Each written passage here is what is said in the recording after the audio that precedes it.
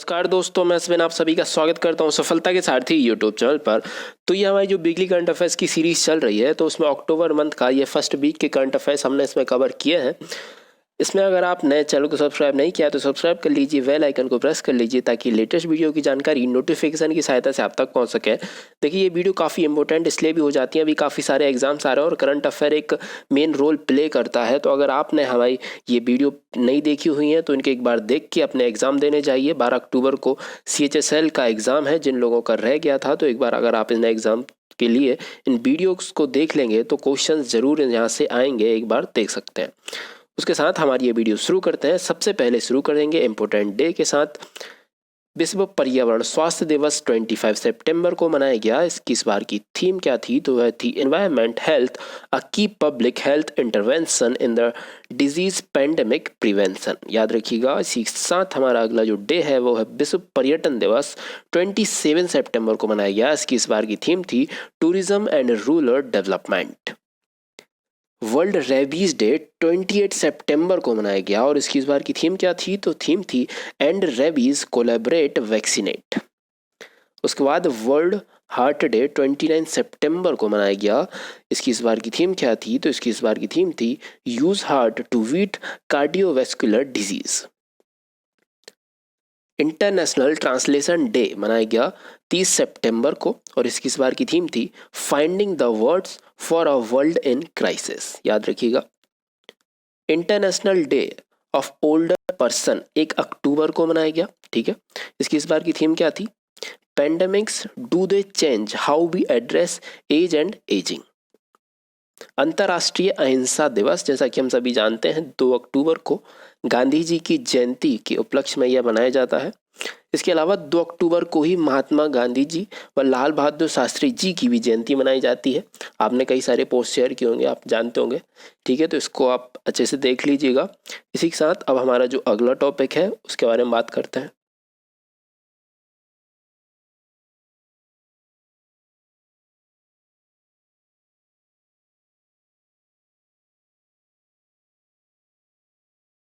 बात की जाए श्रद्धांजलियों के बारे में, तो हाल ही में सुप्रसिद्ध गीतकार अभिलाष का निधन हो गया है। और ये अभिलाष वही हैं जिन्होंने इतनी शक्ति हमें देना दाता, मन का विश्वास कमजोर होना, तो ये सभी ये प्रार्थना आप सभी ने अपने स्कूल टाइम में गाई होगी।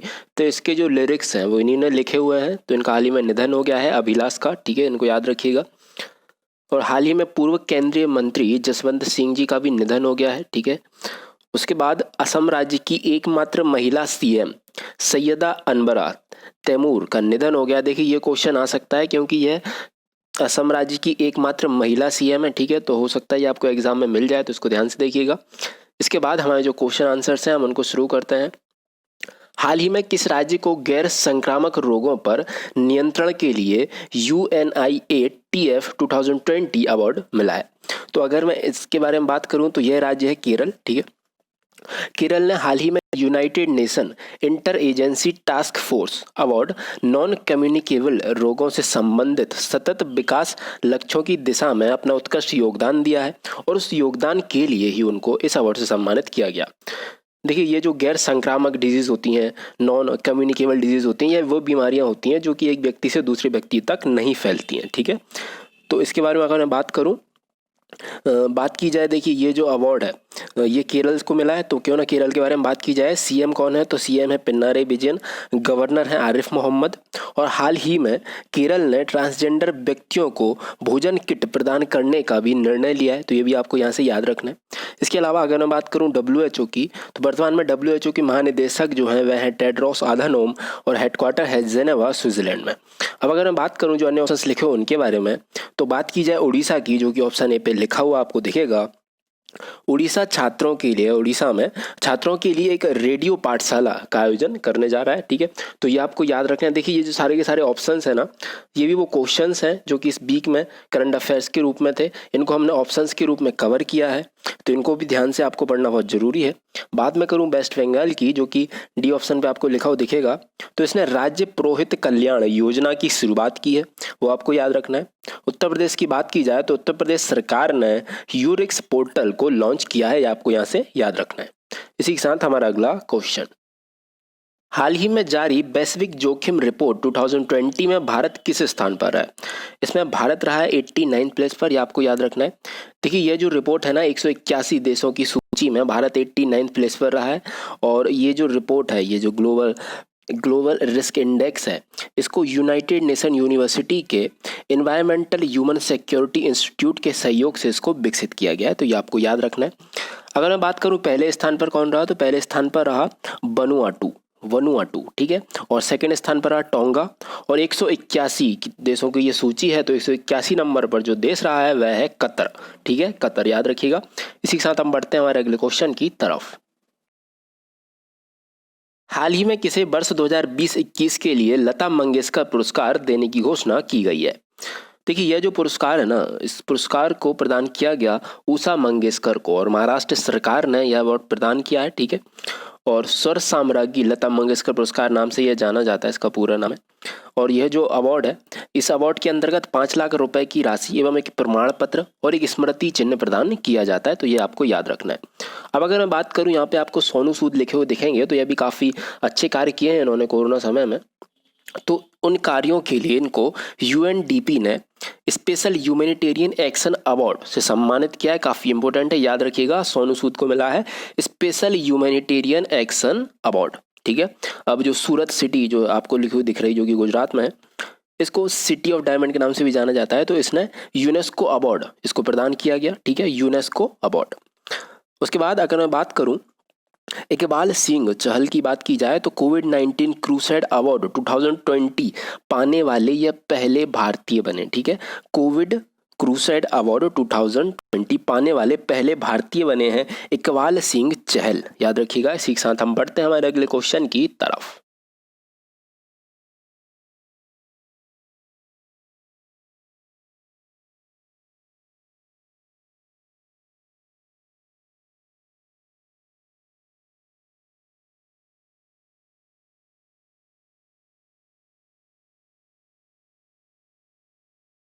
हाल ही में रशियन ग्रैंड प्रिक्स 2020 F1 जो रेस थी, तो वह किसने जीती है? तो इसको जीता है वैसे तो लुइस हैमिल्टन जो है, उन्होंने इस बार सबसे ज़्यादा ग्रैंड प्रिक्स अपने नाम किए हैं, लेकिन इसको जीता है बाल्टेरी बोटास ने। बाल्टेरी बोटास वही हैं जिन्होंने इस वर्ष जो सबसे पहला ग्रैंड प्रिक्स हुआ था, ऑस्ट्रियन ग्रैंड प्रिक्स, तो उसको जीता था। तो बाल्टेरी बोटास जो है ये फिनलैंड के हैं और ये मर्सिडीज़ गाड़ी चलाते हैं, तो ये आपको यहाँ से याद रखना है, ठीक है। इटालियन ग्रैंड प्रिक्स को जीता था पियरे गैसली ने, ठीक है, जो यहाँ पे लिखो दिख रहे हैं ऑप्शन डी में। उसके बाद अगर मैं बात करूँ लुइस हैमिल्टन के बारे में, तो इनके बारे में तो आप काफ़ी अच्छे से जानते हैं और हम कई बार इनको रिवाइज भी कर चुके हैं। इन्होंने इस वर्ष ब्रिटिश ग्रैंड प्रिक्स जीता है, इटालियन ग्रैंड प्रिक्स जीता है, हंगरी ग्रैंड प्रिक्स जीता है, बेल्जियम ग्रैंड प्रिक्स जीता है, स्पेनिश ग्रैंड प्रिक्स जीता है और टस्कन ग्रैंड प्रिक्स ये अपने नाम कर चुके हैं, तो ये आपको याद रखना है। इसके अलावा यह ब्रिटेन से हैं और यह भी मर्सिडीज़ गाड़ी को चलाते हैं। अब जो 70वां एनिवर्सरी ग्रैंड प्रिक्स हुआ था, उसको जीता है मैक्स वर्स्टैपन ने, जो कि आपको ऑप्शन ए में लिखे हुए दिख रहा है, तो ये आपको याद रखना है। इसी के साथ हम बढ़ते हैं हमारे अगले क्वेश्चन की तरफ। हाल ही में इंडिया जापान का कौन सा नौसैनिक अभ्यास उत्तरी अरब सागर में शुरू हुआ है? तो अगर मैं इसके बारे में बात करूं, तो इसका नाम है जिमैक्स 20। देखिए ये जो है ना, ये एक द्विपक्षीय अभ्यास है, क्योंकि इसमें भारत एवं जापान की सेनाएं भाग लेती हैं और यह इसका 4th एडिशन है, तो ये आपको याद रखना है। और अरब सागर में इसका आयोजन हुआ है और कोरोना के प्रतिबंधों के कारण non contact at sea only format में इसको आयोजित किया गया। बात अगर हो रही है नौसेना की, तो क्यों ना हम बात करें जो हमारे नेवी चीफ हैं वह कौन है, तो वह है एडमिरल करमबीर सिंह, ठीक है। अगर मैं बात करूं अन्य ऑप्शंस के बारे में, देखिए यह भी युद्ध अभ्यास है, इनके बारे में बात की जाए तो इंडिया जापान यूएस मिलकर, ये तीनों मिलकर करते हैं मालाबार। इसके बारे में हम कई बार बात कर चुके हैं और अगर आप हमारे डेली करंट अफेयर्स देख रहे हैं तो आपको ये भी पता होगा कि मालाबार के लिए भारत ने ऑस्ट्रेलिया को भी आमंत्रित किया है इस बार के लिए, तो ये भी आपको याद रखना है। इंडिया फ्रांस मिलकर करते हैं शक्ति, ठीक है, इंडिया और फ्रांस शक्ति। मैं बात करूं संप्रीति की, तो यह जो युद्ध अभ्यास है ये इंडिया और बांग्लादेश के मध्य में होता है, तो ये आपको याद रखना है यहाँ से। इसी के साथ हम बढ़ते हैं हमारे अगले क्वेश्चन की तरफ। हाल ही में किसने डेस्टिनेशन नॉर्थ ईस्ट 2020 का उद्घाटन किया है? तो इसका उद्घाटन किया है हमारे केंद्रीय गृह मंत्री अमित शाह जी ने। डेस्टिनेशन नॉर्थ ईस्ट 2020 यह एक उत्सव है, ठीक है। इसका आयोजन किया गया था और इसका उद्घाटन अमित शाह जी ने किया है। इसका उद्देश्य क्या था? तो इसका उद्देश्य जो था ना वह टूरिज्म सेक्टर जो है उसको मजबूत करना इसका उद्देश्य था। और इसका जो इस बार का विषय था वो था द इमर्जिंग डिलाइटफुल डेस्टिनेशन, याद रखिएगा। देखिए, अब अगर मैं बात करूँ अन्य ऑप्शंस के बारे में, तो हाल ही में एक लिस्ट जारी की गई, यूरन इंडिया रिच लिस्ट 2020 के लिए इसको जारी किया गया। तो इस लिस्ट में टॉप पर रहे मुकेश अंबानी जी। उसके बाद अब अगर मैं बात करूं हर्षवर्धन जी के बारे में, तो उनको तो आप जानते हैं, हमारे स्वास्थ्य मंत्री हैं।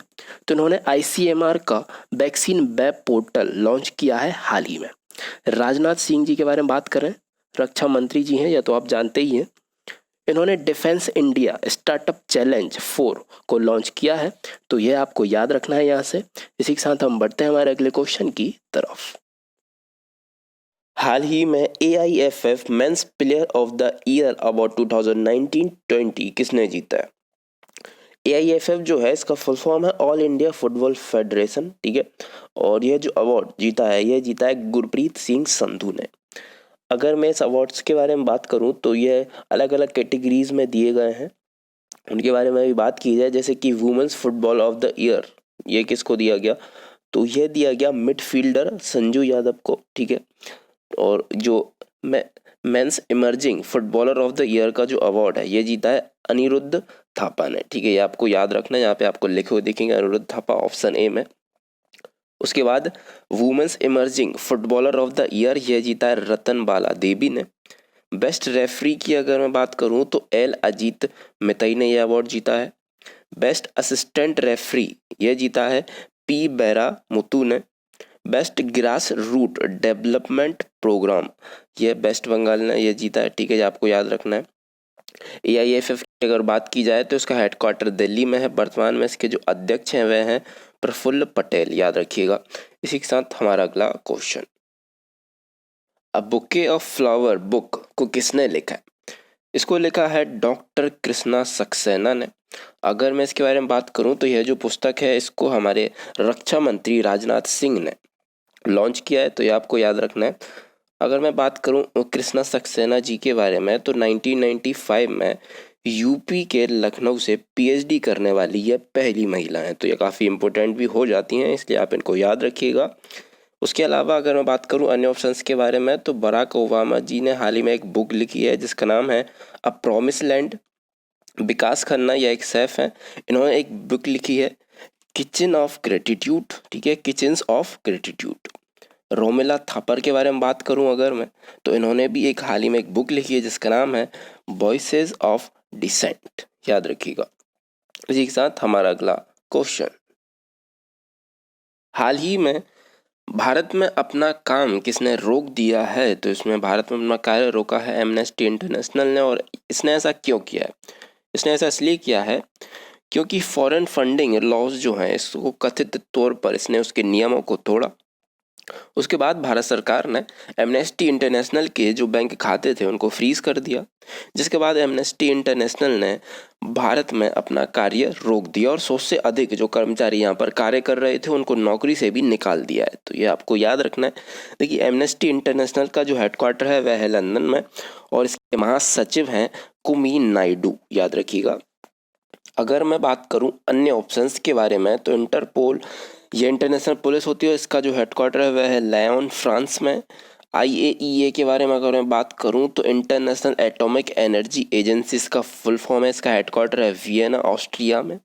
बात की जाए नाटो की तो नॉर्थ अटलांटिक ट्रीटी ऑर्गेनाइजेशन का जो हेडक्वार्टर है वह है ब्रुसेल्स बेल्जियम में, याद रखिएगा। इसी के साथ हम बढ़ते हैं हमारे अगले क्वेश्चन की तरफ। हाल ही में शांति स्वरूप भटनागर पुरस्कार की घोषणा की गई है। तो यह घोषणा किसने की है? तो इनके बारे में अगर मैं बात करूं तो यह हैं डॉक्टर हर्षवर्धन, ठीक है। डॉक्टर हर्षवर्धन जी जो हैं ये हमारे केंद्रीय साइंस व टेक्नोलॉजी मंत्री हैं, जिनको आप काफ़ी अच्छे से जानते होंगे। ये जो अवार्ड है 2020 के लिए इसकी घोषणा की गई और यह पुरस्कार CSIR के पहले जो संस्थापक थे उन पहले संस्थापक निदेशक कोई जिनका नाम है भटनागर जी, ठीक है, इनके सम्मान के लिए यह पुरस्कार दिया जाता है।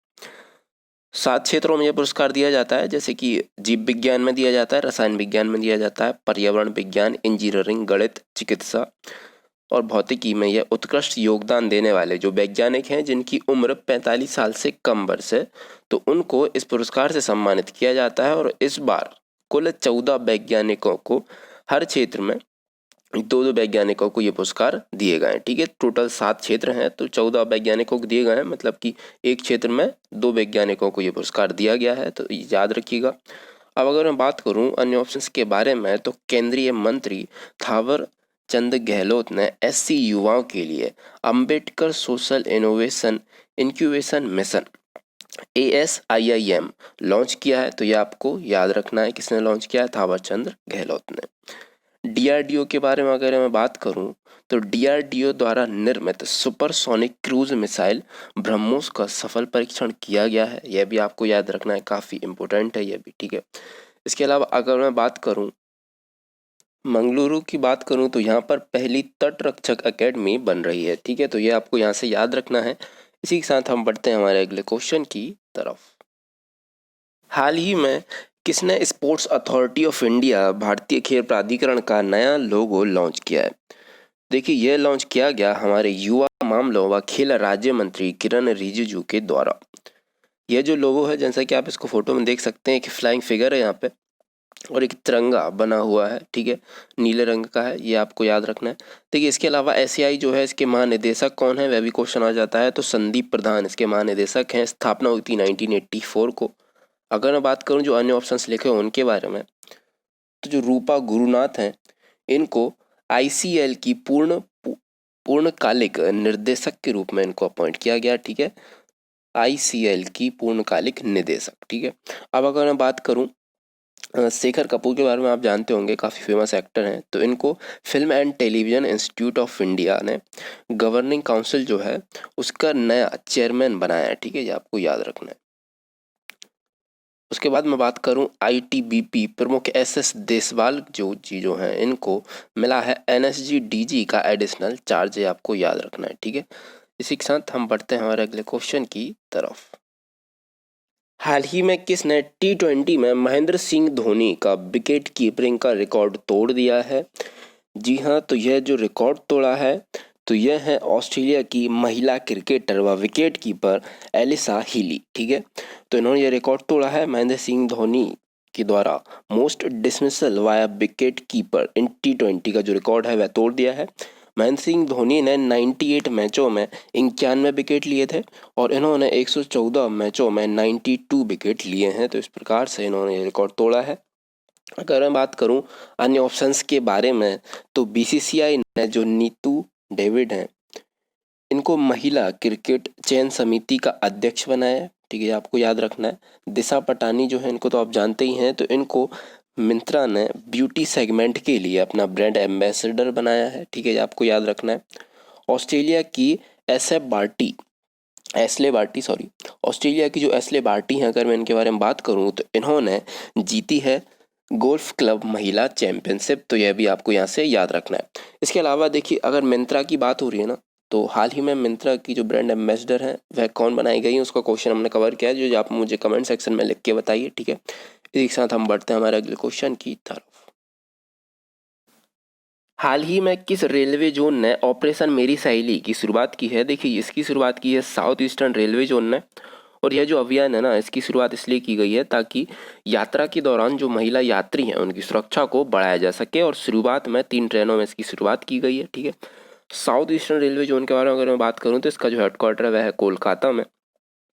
और इसके अलावा अगर मैं रेलवे से जुड़े कुछ करंट अफेयर्स के बारे में बात करूँ, तो 16 से 30 सितंबर तक स्वच्छता पखवाड़ा मनाया गया। ठीक है, मुंड आडी जो स्टेशन है उसका नाम बदल कर बनारस कर दिया गया है। रेलवे ने ड्रोन से निगरानी करना भी शुरू किया है, तो ये आपको याद रखना है। देखिए, अब अगर मैं बात करूं साउथ कोस्ट रेलवे जो है, ये सबसे नया रेलवे जोन है। टोटल रेलवे जोन्स की संख्या है 18। तो इसका जो हेडक्वार्टर है वह कहाँ पर है? तो इसका हेडक्वार्टर है विशाखापट्टनम में। ठीक है, सेंट्रल रेलवे जोन के बारे में अगर मैं बात करूं, तो जो सेंट्रल रेलवे जोन है यह सबसे पुराना रेलवे जोन है। इसका जो हेडक्वार्टर है वह है मुंबई में। कोस्टल रेलवे जो है इसका हेडक्वार्टर कहाँ पर है, तो इसका हेडक्वार्टर भुवनेश्वर में। देखिए अभी एनटीपीसी ग्रुप डी के एग्जाम है तो ये क्वेश्चंस पूछ ले जाते हैं, तो ये भी आप ध्यान से पढ़ते रहिए। इसी के साथ हम बढ़ते हैं हमारे अगले क्वेश्चन की तरफ। हाल ही में कौन बेल्जियम के नए प्रधानमंत्री अपॉइंट किए गए हैं, तो इनका नाम क्या है, तो इनका नाम है अलेक्जेंडर डी क्रूप, ठीक है, तो इनको याद रखिएगा। इसके अलावा ये जो ऑप्शंस हैं ये भी काफ़ी इंपॉर्टेंट है क्योंकि ये भी हाल ही में अपॉइंट हुए प्रधानमंत्री हैं, तो इनको भी आप याद रखिएगा। जैसे कि अब अगर मैं बात करूं, जो माली के पूर्व विदेश मंत्री थे मोख्तर ओवने, ठीक है, तो इनको अब बना दिया गया है माली के प्रधानमंत्री। तो ये आपको याद रखना है। माली की जो कैपिटल है वह है बमाको, करेंसी है वेस्ट अफ्रीकन CFA फ्रैंक। अगर मैं बात करूं मुस्तफ़ा आदीब के बारे में, देखिए इनको हाल ही में लेबनान के प्रधानमंत्री के तौर पर अपॉइंट किया गया था, लेकिन कैबिनेट बनाने की विफलता के कारण इन्होंने अपने पद से इस्तीफा देने की घोषणा कर दी है। लेबनान ये वही जगह है जहाँ की कैपिटल जो है बैरूत, वहाँ पर काफ़ी बड़ा विस्फोट हुआ था, ठीक है, तो ये आपको याद रखना है। करेंसी क्या है, तो करेंसी है लेबनीज पाउंड, याद रखिएगा। शेख नवाफ अल अहमद के बारे में अगर मैं बात करूं तो यह कुवैत के क्राउन प्रिंस हैं। अब यह नए शासक के मीर इनको बना दिया गया है, ठीक है, कुवैत का, तो ये आपको यहाँ से याद रखना है। इसी के साथ हम बढ़ते हैं हमारे अगले क्वेश्चन की तरफ। हाल ही में TRAI का नया अध्यक्ष किसे अपॉइंट किया गया है, तो काफ़ी इंपॉर्टेंट क्वेश्चन है यह। TRAI मतलब कि telecom regulatory authority of India के नए अध्यक्ष के रूप में अपॉइंट किया गया है PD बाघेला को। यह आपको याद रखना है, काफ़ी इंपॉर्टेंट हो जाते हैं। अगर मैं बात करूं सुनील सेठी के बारे में, देखिए ये जो सारे के सारे ऑप्शंस हैं ये इस वीक के इंपॉर्टेंट अपॉइंटमेंट्स ही हैं, तो इनको भी आप ध्यान से पढ़ते रहिएगा। Khadi and village industry commission के नए परामर्शक के रूप में अपॉइंट किया गया है सुनील सेठी को, याद रखिएगा। अमिताभ बच्चन जी के बारे में अगर बात करूं तो RBI ने ग्राहक जागरूकता अभियान के लिए अमिताभ बच्चन जी को चुना है। रजत सूद के बारे में बात की जाए तो energy efficiency service limited EESL के नए MD के रूप में इनको अपॉइंट किया गया है, आपको यहाँ से याद रखना है। इसी के साथ हम बढ़ते हैं हमारे अगले क्वेश्चन की तरफ। हाल ही में राष्ट्रीय चिकित्सा आयोग के पहले अध्यक्ष के रूप में किसे नियुक्त किया गया, तो यह भी काफ़ी इंपॉर्टेंट अपॉइंटमेंट है, याद रखिएगा। इनका नाम है सुरेश चंद्र शर्मा। राष्ट्रीय चिकित्सा आयोग के पहले अध्यक्ष के रूप में इनको अपॉइंट किया गया है। देखिए अब अगर मैं बात करूं अन्य ऑप्शंस के बारे में, तो जो आमिर खान है ना, आमिर खान बने हैं CAT व एक ट्यूटरिंग कंपनी है जिसका नाम है वेदांतु, आपने सुना होगा, तो वेदांतु के ब्रांड एम्बेसडर बनाए गए हैं आमिर खान, ठीक है। सौरभ गांगुली जी के बारे में बात करूं तो यह बंगाल पियरलेस के ब्रांड एम्बेसडर बने हैं। युवराज सिंह के बारे में बात करूं तो युवराज सिंह आकाश एजुकेशन सर्विस लिमिटेड के ब्रांड एम्बेसडर बनाए गए हैं, तो यह आपको याद रखना है। इसी के साथ हम बढ़ते हैं हमारे अगले क्वेश्चन की तरफ। हाल ही में किसने हेल्थ इन इंडिया रिपोर्ट 2020 को जारी किया है, तो इसको जारी किया है MOSPI ने, ministry of statistic and programme implementation ने इसको लॉन्च किया, ये आपको याद रखना है। इसके अनुसार ग्रामीण क्षेत्र में 6.8%, बस शहरी क्षेत्र में 9.1% के साथ लगभग 7.5% भारतीय बीमारियों से पीड़ित हैं, ये आपको याद रखना है। इसके अनुसार जो पारसी समुदाय है ना, वहाँ पर 31.1% बीमारियों में अति संवेदनशीलता है। इसके अलावा जैन, सिख, ईसाई, मुस्लिम, बौद्ध, हिंदू भी हैं। इस रिपोर्ट में अलग अलग जारी की गई है, उनके आंकड़े जारी किए गए हैं, ठीक है, बीमारियों के संबंध में। इस रिपोर्ट के अनुसार जो महिला है वह पुरुषों से ज़्यादा संवेदनशील पाई गई हैं बीमारियों के चलते, मतलब कि वह बीमारियों से ज़्यादा ग्रसित होती हैं, ठीक है। देखिए अगर मैं बात करूँ जो अन्य ऑप्शंस लिखे उनके बारे में, यहाँ पे आपको नाबार्ड लिखा हुआ दिखेगा, तो नाबार्ड जो है यह कर्नाटक में स्वच्छता साक्षरता अभियान की शुरुआत करेगा, यह आपको याद रखना है। SBI कार्ड्स के बारे में अगर बात करूं तो SBI कार्ड्स ने अपना नया अभियान कॉन्टैक्टलेस कनेक्शन की शुरुआत की है, यह आपको याद रखना है। IIT मद्रास के बारे में बात की जाए तो IIT मद्रास ने स्वदेशी माइक्रो प्रोसेसर मॉसिक को विकसित किया है, यह आपको याद रखना है, ठीक है। इसी के साथ हमारी ये वीडियो यहीं पे समाप्त करते हैं। अगर आपको वीडियो पसंद आई है तो इसको ज़्यादा से ज़्यादा लाइक कीजिए, अपने दोस्तों के साथ शेयर कीजिए ताकि उनका भी फ़ायदा हो सके आने वाले एग्जाम्स में। इसी के साथ फिर मिलते हैं दोस्तों नेक्स्ट वीक। जय हिंद।